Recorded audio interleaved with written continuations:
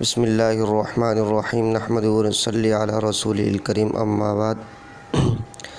گزشتہ سبق میں آپ کے سامنے وراثت سے متعلق اور میراث کے فن سے متعلق ابتدائی باتیں آپ کے سامنے عرض کی گئی تھی۔ آج کے سبق میں انشاءاللہ العزیز وہ چیزیں پیش کی جائیں گی جو میراث پر مقدم ہیں۔ ویسے تو عام طور پر یہ لکھا جاتا ہے کہ 4 چیزیں وراثت پر مقدم ہیں، جن میں سے تجہیز و تکفین، اور اس کے بعد نمبر 2 دین یعنی قرض، نمبر 3 وصیت، اور نمبر 4 پھر اس کو ورثاء پہ تقسیم کیا جاتا ہے۔ لیکن ہم اس کو عنوان دیں گے چونکہ ہمیں بات کرنی ان تینوں پر ہی کہ جو چیزیں وراثت پر اور میراث پر مقدم ہیں وہ 3 ہیں۔ نمبر 1 تجہیز و تکفین، نمبر 2 دین اور قرض، اور نمبر 3 وصیت۔ اب اس میں بس اتنی بات بھی اگر آپ کو معلوم ہو جائے تو یہ کافی ہے، لیکن اس میں مزید تھوڑی تفصیل جاننا بھی ضروری ہے تاکہ مسئلہ اچھی طرح واضح ہو جائے، ہم غلط فہمی کا شکار نہ ہوں۔ ورنہ آج کل بہت سے لوگ غلط فہمی کا شکار ہوتے ہیں اور وہ اپنی طرف سے بس کہتے ہیں شریعت نے ہمیں حق دے دیا، لہٰذا ہم اس کے اندر اپنی طرف سے جتنا خرچ کرنا چاہیں تو اس کی گنجائش ہے۔ تو شریعت میں جس طرح اور چیزوں کی کوئی حد اور لمٹ مقرر ہے، اس طرح ان چیزوں کو بھی کرنے کے شریعت نے طریقے بتائے، حدود مقرر کی ہیں۔ تو سب سے پہلے آتے ہیں ہم تجہیز و تکفین کے بیان پر۔ تجہیز و تکفین کے بیان کو ابتداً ہم 3 نکات کی شکل میں سمجھتے ہیں، پھر ان کے مسائل پر مزید گفتگو کریں گے۔ تو سب سے پہلی بات تو یاد رکھنی چاہیے میت کو کس طرح کا کفن وغیرہ دینا چاہیے، تو اس بارے میں اصول یاد رکھیں۔ یہ پہلی بات ہے کہ جس طرح مرحوم کپڑا دنیا میں پہنتا تھا اور بازار میں یا مساجد میں جاتا تھا، تو یعنی عام زندگی جو عام معمول اس کا تھا مرحوم کا کپڑا پہننے کا، تو اسی کے مطابق کفن دیا جائے گا۔ اس سے اتنا زیادہ بھی مالدینی مہنگا کفن کہ جس سے دیگر ورثاء کو تنگی ہو یا قرض خواہوں کو قرض ادا کرنے میں پریشانی ہو، تو اس طرح کا یہ صورت اختیار نہیں کی جائے گی۔ اور دوسری بات یہ ہے کہ جب قبر کی بات آئے گی تو قبر بھی معمولی خام قبر بنائی جائے گی۔ اس بارے میں چاہے میت مالدار ہو یا غریب ہو، ہر اعتبار سے بس قبر بھی متوسط درجے کی بنائی جائے گی۔ اعلیٰ یا اس میں اعلیٰ درجے کی ٹائلز یا دیگر مٹیریل وغیرہ وہ استعمال نہیں کیا جائے گا، بلکہ مناسب جو بنائی جاتی ہے متوسط خرچ کے ساتھ وہ بنائی جائے گی۔ اور تیسری بات یہ بھی یاد رکھیں کہ جو میت ورثاء میں تقسیم کرنے سے پہلے چونکہ پہلا کام تجہیز و تکفین کا ہے، تو تجہیز و تکفین میں یہ بات بھی آتی ہے تیسرے نمبر پر کہ تیسرا نمبر سے مراد جو میں نے پوائنٹس دیے، پہلا پوائنٹ اور دوسرا اور تیسرے پوائنٹس میں یہ بات آئے گی پوائنٹ میں کہ غسال، یعنی عام طور پر بہت سے لوگ غسل دینے کا طریقہ نہیں جانتے، تو اس وقت کسی سے اگر غسل دلوائیں گے تو پھر غسال کی اجرت بھی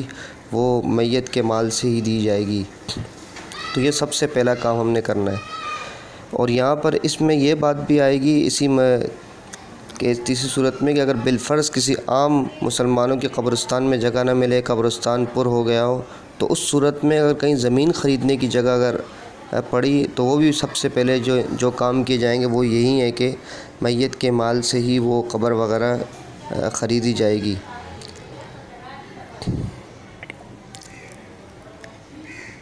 جیسا کہ میں نے پہلے آپ کے سامنے عرض کیا کہ فضول خرچی سے بالکل بچا جائے گا،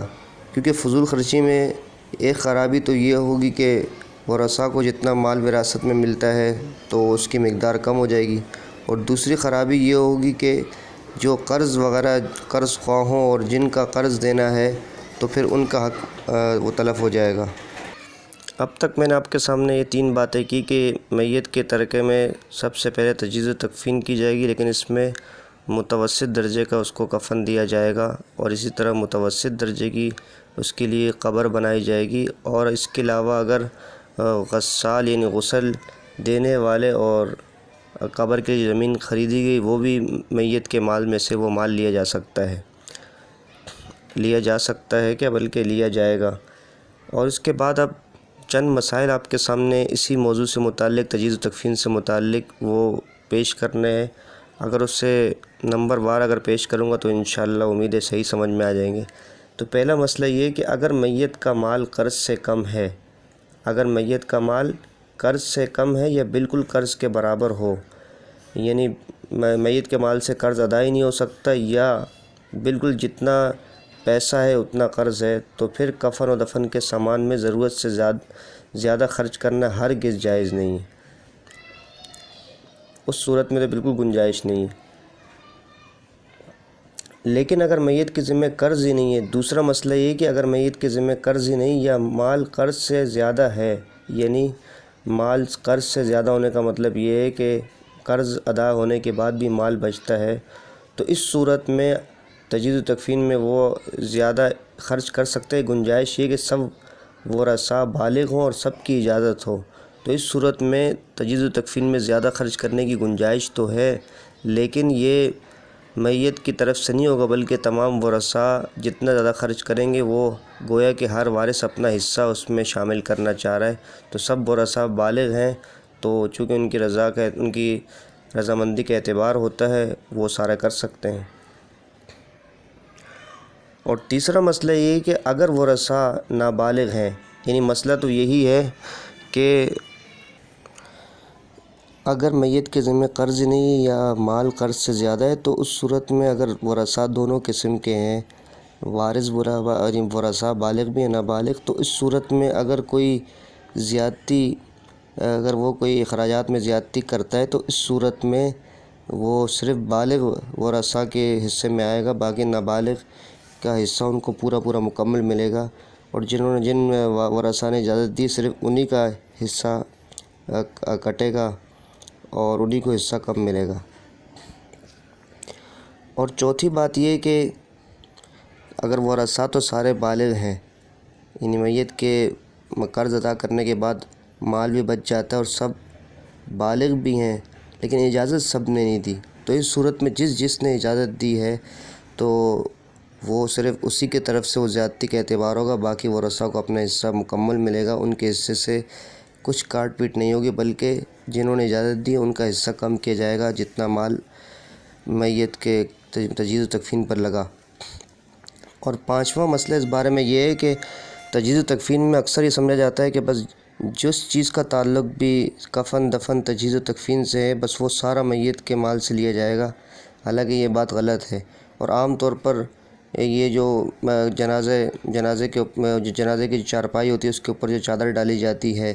اور مصلی اس کے ساتھ رکھا جاتا ہے، اور اس طرح دیگر اس کے ساتھ چیزیں رکھی جاتی ہیں خرید کر، تو یہ ساری چیزیں فضول خرچی میں یہ میت کے مال سے نہیں لی جا سکتی۔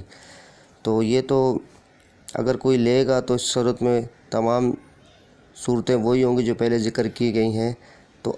لہٰذا ان چیزوں سے بچنا چاہیے، بس جتنا ہمیں شریعت نے کہا ہے اسی کے مطابق ہمیں عمل کرنا چاہیے، اس سے زیادہ کی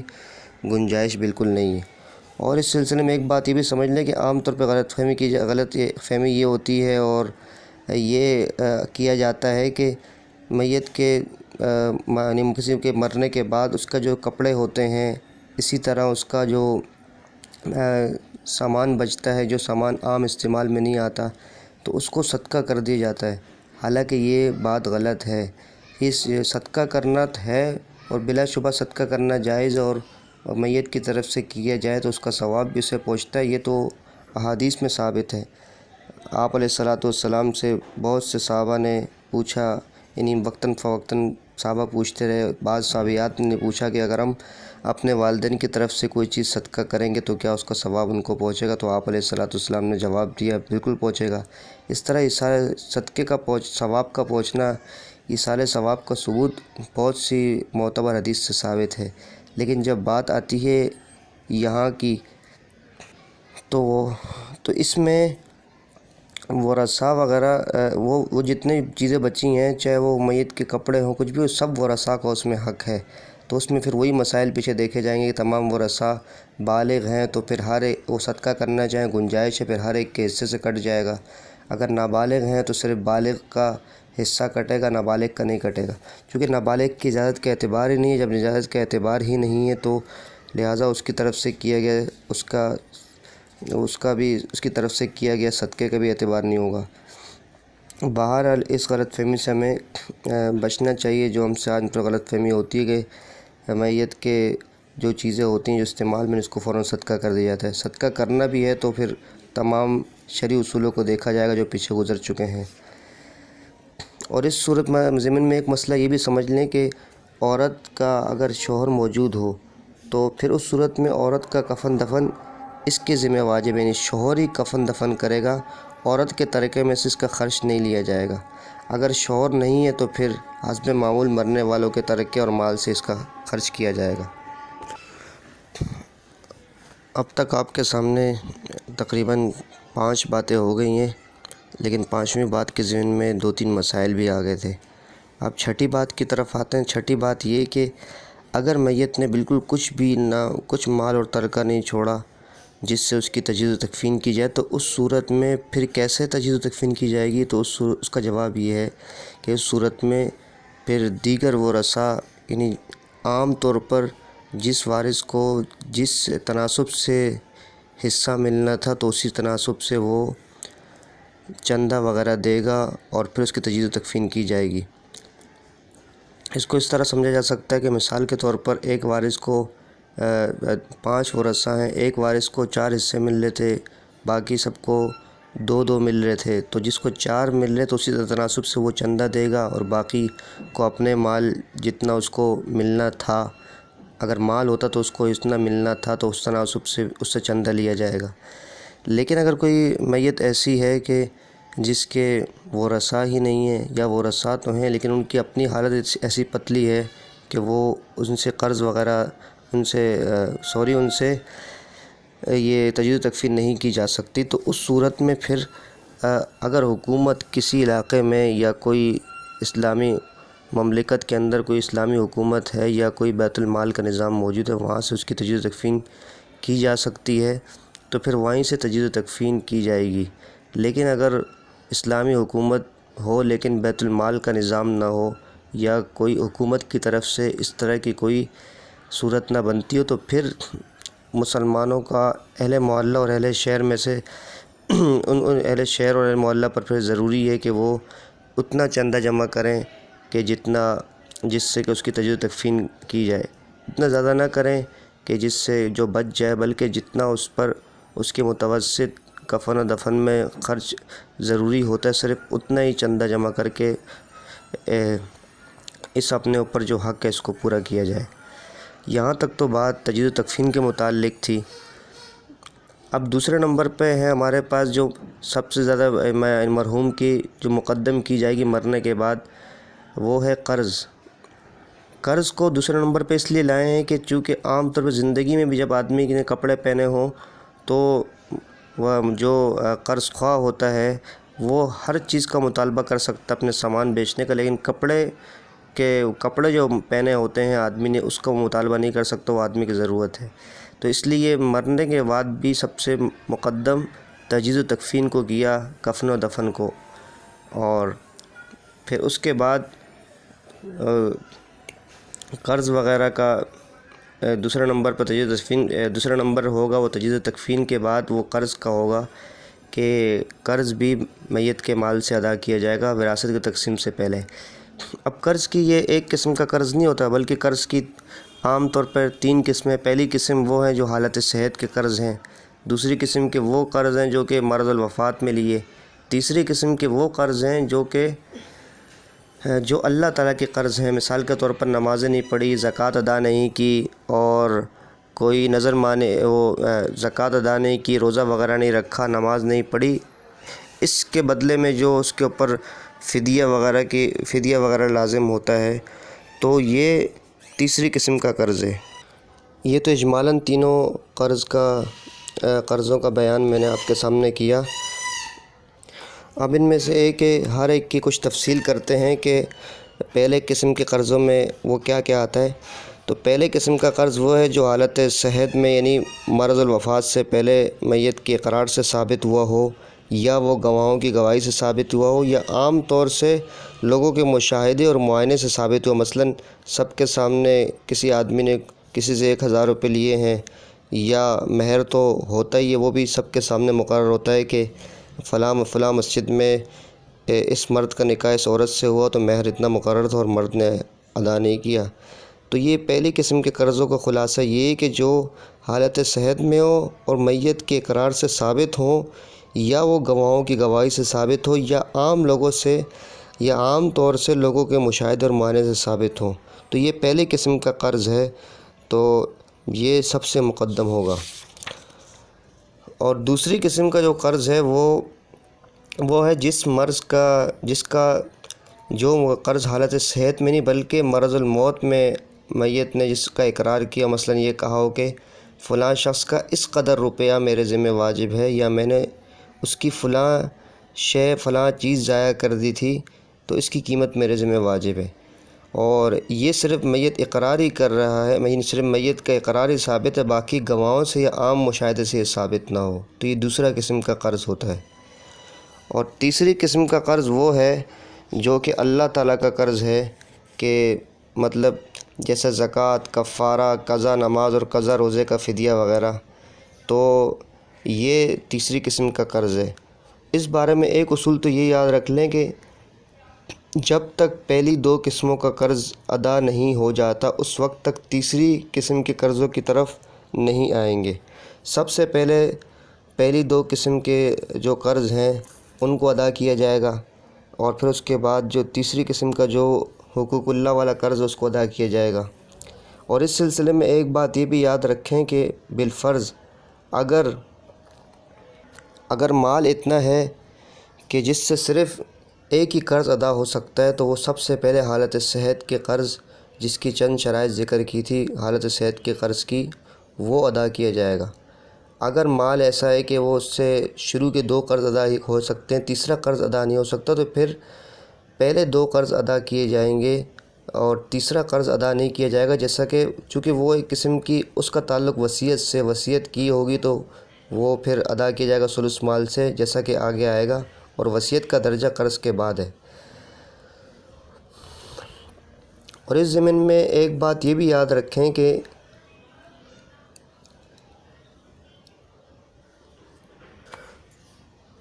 جب مال اس قدر کم ہو کہ پہلی قسم کے قرضوں کے لیے کافی نہیں، پورا ان کے قرض خواہوں کو بھی پورا نہیں ہو، تو پھر قسم اول ہی کے پہلی قسم کے جو لوگ ہیں انہی قرض خواہوں کو دے دیا جائے گا۔ اگر ایک ہی شخص کا قرض ہے تو سب مال وہی لے لے گا، اور اگر بہت سے لوگ ہیں تو پھر سب کو دے دیا جائے گا، اور سب آدمی اپنے حصے کے بقدر اسی تناسب سے مال لے لیں گے۔ تو جو میں نے مسئلہ ابھی ذکر کیا اس کا خلاصہ یہی ہے کہ قرض تو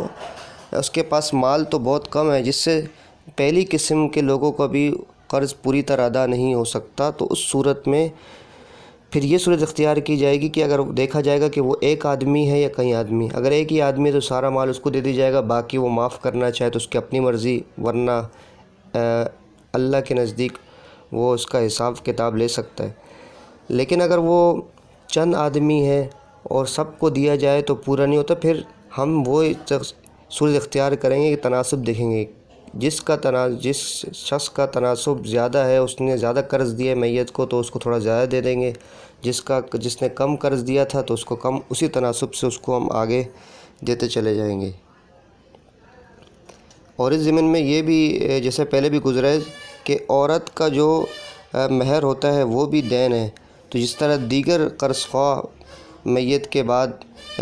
مرنے کے بعد وہ تجدید تکفین کے بعد میت کے مال میں حقدار ہیں، اس طرح بیوی بھی حقدار ہے، تو وہ بھی دیگر قرض خواہوں کے ساتھ اپنے مہر کا مطالبہ کرے گی، اور اس کو بھی ان قرض خواہوں کے ساتھ اس سے حصہ دیا جائے گا۔ اب آج کے سبق میں ایک بات یہ بھی فائدے کے طور پر ہم سمجھ سکتے ہیں، اور انشاءاللہ اس کے سمجھنے کا فائدہ ہی ہوگا، وہ یہ کہ پہلی دو قسموں کے قرض اور تیسری قسم کے قرض میں کیا فرق ہے، ان میں فرق کیوں کیا جاتا ہے۔ تو اس کا جواب یہ ہے کہ نمبر ایک، اس کے تین فرق ہیں۔ پہلا فرق یہ ہے کہ پہلے قسم کے دو قسموں کے جو قرض ہیں ان کا ادا کرنا میت کی وصیت پر موقوف نہیں ہے، یعنی اگر وہ وصیت نہ بھی کرے یا وہ وصیت کرے یا نہ کرے، ہر صورت میں وہ تجدید تکفین کے بعد وہ قرض ادا کیا جائے گا۔ اور جبکہ تیسری قسم کا جو قرض ہے یعنی اللہ تعالیٰ کا حق وغیرہ، تو وہ میت کی وصیت پر موقوف ہے۔ اگر میت وصیت کرے گا، اگر میت نے وصیت کی ہے تو اس صورت میں وہ 1/3 مال سے ادا کی جائے گی۔ اگر 1/3 مال سے وصیت پوری ہو سکتی ہے، اگر 1/3 مال سے وصیت پوری نہیں ہو سکتی تو اس صورت میں پھر ورثاء کی رضامندی پر موقوف ہے۔ اگر سارے ورثاء بالغ ہیں، اگر وہ وصیت نافذ کرنا چاہیں تو کر سکتے ہیں، ورنہ پھر وہ میت کے ذمہ وہ قرض باقی رہے گا۔ اللہ تعالیٰ اگر چاہیں تو وہ معاف کر دیں، اور بہتر یہ ہے کہ اگر ورثاء صاحب استطاعت ہے تو ان کو یہ باقی اگر وصیت نہ بھی کی ہو تو اپنی طرف سے بطور تبرع احسان کے یہ ادا کر دینا چاہیے۔ اور دوسرا فرق یہ ہے کہ پہلی 2 قسموں کے جو قرض ہیں ان کے ادا کرنے میں کوئی حد مقرر نہیں کی، بلکہ جب تک وہ قرض ادا نہیں ہو سکتے اس وقت تک میت کے مال سے وہ قرض خواہوں کو پیسے دیتے جائیں گے۔ لیکن جو تیسری قسم کا قرض ہے وہ صرف 1/3 مال سے، چونکہ وہ وصیت کی قسم میں آتا ہے میں نے کہا تھا، تو اس لیے وہ جب صرف 1/3 تک اگر وہ ہو سکتا ہے، اس سے ادا ہو سکتا ہے میت کا فدیہ نمازوں وغیرہ کا یا روزوں کا یا قضا روزے وغیرہ اس کے رہ گئے اس کا فدیہ، تو وہ ادا کر دیا جائے، تو وہ اس میں حد 1/3 تک کی حد مقرر ہے۔ اور تیسرا فرق یہ ہے کہ دوسری قسم کا قرض جب ہی ادا کیا جاتا تھا کہ قسم اول کا قرض ادا ہو جائے، یا اول قسم کا جو قرض میت کے ذمہ ہو ہی نہ تو تب دوسری قسم کا قرض ادا کیا جاتا ہے۔ اور قسم سوم کا قرض جب ہی ادا کرنا ضروری ہوتا ہے کہ قسم اول اور دوم کے قرض اگر ہوں تو ادا ہو گئے ہوں۔ یعنی اس کا خلاصہ یہ ہے کہ اس میں یہ فرق تفصیل ہے کہ سب سے پہلی قسم کا قرضہ، اس کے بعد دوسری قسم کا قرضہ ادا کیا جائے گا، اور پھر تیسرے نمبر پر تیسری قسم کا قرضہ ادا کیا جائے گا۔ پہلے 2 قرضوں کے ہوتے ہوئے تیسرے قرض کی ادائیگی نہیں کر سکتے، یعنی قسم اول اور دوم پہلی اور دوسری قسم والے قرضے وہ تیسری قسم والے قرضے سے مقدم ہوں گے۔ اور آج کے سبق کی آخری بات یہ ہے کہ اگر کسی کے ذمہ کوئی مال وغیرہ نہ چھوڑ کر گیا ہو تو ظاہر سی بات ہے قرض خواہوں کو تو پیسے ادا کرنے ہیں، تو اس میں بہتر صورت یہ ہے کہ کوئی ورثہ اگر مالدار ہے تو وہ خود ادا کر دے، لیکن اس پر ادا کرنا ضروری نہیں ہے۔ اور دوسری بات یہ یاد رکھیں کہ معاف کرنا زیادہ بہتر ہے کہ وہ معاف کر دیں، چونکہ قیامت کے دن ظاہر سی بات اگر میت کتنے مال نہیں چھوڑا اور اس کا قرض ادا اس کو قرض خواہ کو اس کا حق نہیں ملا تو زیادہ سے زیادہ اس کی نیکیاں اس کو ملیں گی، لیکن اگر دنیا میں معاف کر دے گا تو نیکیوں سے بڑھ کر اس کو اللہ تعالیٰ انشاءاللہ آخرت کے اندر اس کو بہت بڑا رتبہ عطا فرمائیں گے، اور احادیث میں اس کی بڑی بشارتیں آئی ہیں۔ تو اللہ تعالیٰ امید ہے کہ آخرت میں جو نیکیاں ملیں گے اس سے کئی گنا اس سے نواز دیں اللہ تعالیٰ۔ تو آج کے سبق کا خلاصہ ہے کہ آج کے سبق میں ہم نے جو 3 چیزیں وراثت تقسیم ہونے سے پہلے مقدم ہوتی ہیں ان میں سے 2 چیزیں پڑھ لی۔ نمبر 1 تجہیز و تکفین، اور اس کا خلاصہ یہ تھا کہ متوسط درجے کی تجہیز و تکفین کی جائے گی۔ نمبر 2 ہے قرض، اس کو بھی مقدم کیا جائے گا۔ پھر قرض کی 3 اقسام تھی، حالت صحت کے قرض، حالت مرض کے قرض، اور وہ اللہ تعالیٰ کے جو حقوق ہیں وہ ادا نہیں کیے، وہ بھی ایک قرض ہے۔ پھر اس میں ہم نے یہ بات پڑھی کہ پہلے 2 قسم کے جو قرض ہیں وہ مقدم ہوں گے اللہ تعالیٰ کے حق پر، پہلے ان کو ادا کیا جائے گا۔ اس کی وجہ یہی ہے کہ چونکہ اللہ تعالیٰ بے نیاز ذات اور بندے محتاج ہیں، اس لیے ان کو مقدم جو بندے کے حقوق ہیں ان کو مقدم کیا جائے گا اللہ تعالیٰ کے حق پر۔ بہرحال یہ تمام تفاصیل بتائیں، یہ فائدے کی بات ہے، ہمیں جو میں نے آخر میں خلاصہ بتایا اتنی بات ہمیں یاد رکھنا ضروری ہے۔ وآخر دعوانا الحمدللہ رب العالمین۔ بسم اللہ